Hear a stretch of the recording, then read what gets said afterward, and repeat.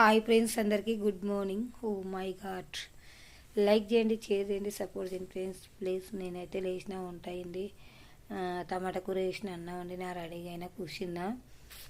నిన్న దవాఖానకు పోయినాం కదా, ఉస్మాన్ దవాఖానకు. నాయనని చూసడానికి అయితే పోయినాము. అంటే ఆమె వాళ్ళ భార్య అమ్మ మా షాపులోనే పనిచేస్తుంది.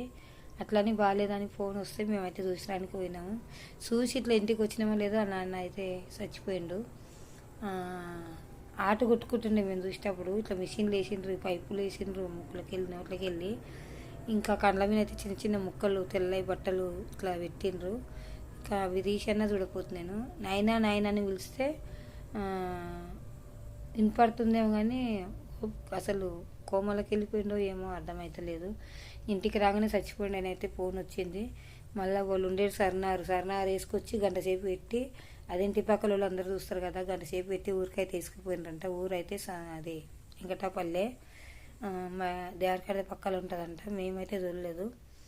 ఇంకా పోదామని అనుకున్నాం సాకు, కానీ పనికాడికి పోయి మాలు ఎంత ఉంది ఏం కథ చూసి కూలోళ్ళని ఇట్లా పెట్టి పోదామని అనుకున్నాము. డిసైడ్ అయితే అయినాము.